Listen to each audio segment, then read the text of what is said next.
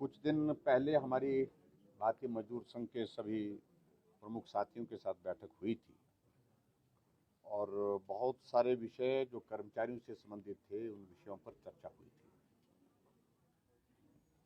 तो विभागों को हमने उस वक्त भी आदेश दिए थे, समाधान की दृष्टि से जो चीज़ें उसमें की जा सकती है उसमें आप कार्रवाई शुरू करें, और उस दिशा में कार्रवाई आगे हुई भी।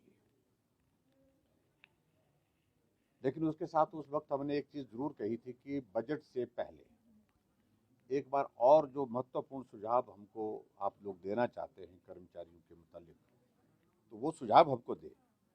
आज हमारे 36 एजेंडा आइटम थी, उन पर भारतीय मजदूर संघ के अध्यक्ष राणा जी और उनके साथ पूरी टीम ने सारी डिटेल में चर्चा की है एक एक विभाग से संबंधित, और उसमें हम संभावनाएं तलाश रहे हैं जो जो चीज़ें कर्मचारियों के हित में की जा सकती हैं, मजदूरों के हित में की जा सकती है हिमाचल प्रदेश में।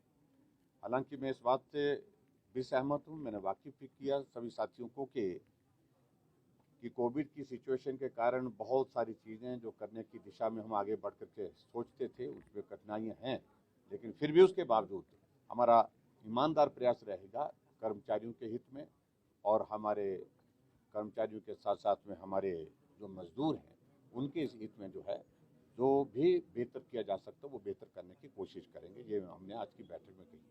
तो जो सुझाव हमारे पास आए हैं अधिकारियों ने सबने नोट कर लिए हैं।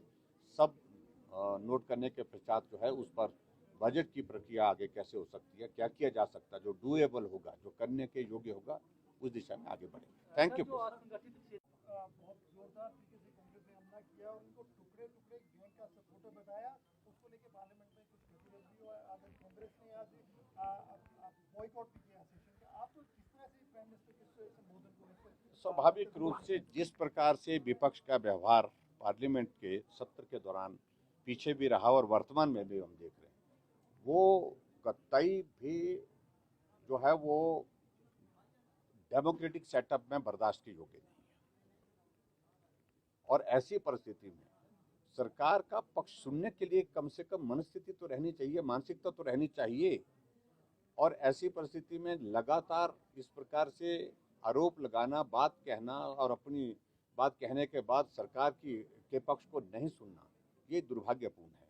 और आदरणीय प्रधानमंत्री जी ने ये सत्य कहा है, बिल्कुल 100% सत्य कहा है। जिस प्रकार से कांग्रेस सत्ता के बाहर जो है वो छटपटा रही है, सत्ता को हासिल करने के लिए कुछ भी करने के लिए तैयार हुई पड़ी है, वो एक परिस्थिति दिखती है। तो टुकड़े टुकड़े गैंग को इकट्ठा करने की कोशिश कर रही है, और उनके साथ उनके सहयोग से चाहे कांग्रेस के अंदर भी बहुत सारे लोग हैं उसमें जो उस पक्ष में नहीं हैं, लेकिन फिर भी कुछ नेता कांग्रेस पार्टी सारी नहीं, कुछ नेता उसमें जो इस प्रकार से ऐसी कोशिश कर रहे हैं कि हम सत्ता हासिल कैसे करें।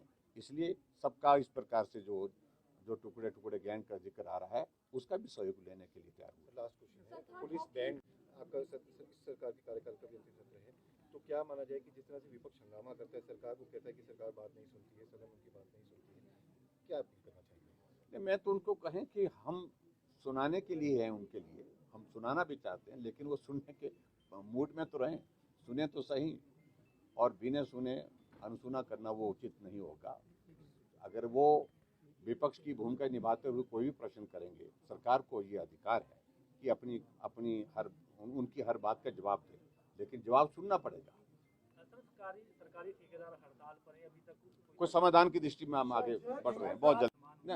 ना उसमें वो भी मुद्दा सारा उठाया है, सारा मुद्दा यहाँ पर उठाया है। आज बजट सत्र भी होने वाला है, किस तरह की तैयारियां हैं सरकार? तैयारियां हमारी पूरी तरह से, सवालों की पोटली जो भरी हुई है। देखिए उनकी पोटली वहाँ भरी रहेगी तो हमारे पास जवाब की पोटली भी भरी है, इसमें आप चिंता मत करिए। बिल्कुल निश्चित रूप से हमारे जवाब जो है वो होंगे, हर बात पर होंगे, और हम किसी चीज़ से डरते नहीं हैं। 4 साल में हमने हिमाचल प्रदेश में इतने कठिन संकट में काम करने की दिशा में आगे जो काम किए हैं, बेहतर किए हैं, तो मैं दावे के साथ कह सकता हूँ जो किया जा सकता था बेहतरीन किया। Thank you. देखिए हमने अपनी ओर से बात कही है, अब ये कर्मचारियों को अपने आप सोचना है। Thank you.